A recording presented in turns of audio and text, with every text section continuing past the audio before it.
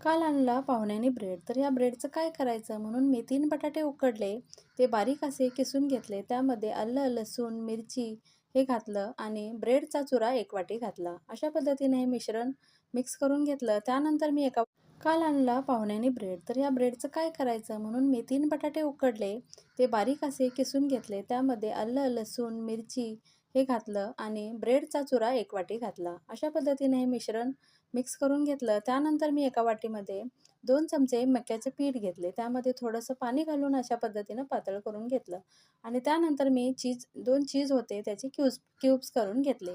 तर इथे मी सगळं साहित्य घेतलं आहे. थोडासा गोळा मी बटाट्याचा जे आपण मिश्रण बनवलं होतं ते घेतला. त्यामध्ये चीज क्यूब घातलेत आणि त्यानंतर असा गोल गोल पद्धतीनं गोळा करून घेतला आहे. तो मक्याच्या आट्यामध्ये बुडवून घेतलाय आणि आपल्याला हे ब्रेड क्रम्स केलेले आहेत त्यामध्ये बुडवून घ्यायचं आहे. तर अशा पद्धतीने चीज बॉल्स तयार झालेले आहेत.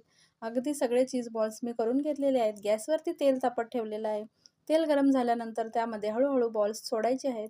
तुम्ही बघू शकता अगदी छान क्रिस्पी असे आताच हे टाकल्या दिसत आहेत. तर दिसायला अगदी सुंदर आणि चवीला एक नंबरचे असे चीज बॉल्स झालेले आहेत. तुम्ही अशा प्रकारे हे चीज बॉल्स बनवू शकताय. तर रेसिपी कशी वाटली कमेंट सेक्शनमध्ये नक्की सांगा आणि एक लाईक व्हिडिओला नक्की करा. नवीन असाल तर चॅनेलला सबस्क्राईब नक्की करा. तुम्ही अशा प्रकारचे बॉल्स कधी केलेत का? कमेंट सेक्शनमध्ये नक्की सांगा. पुन्हा भेटूया एका नवीन रेसिपीसोबत.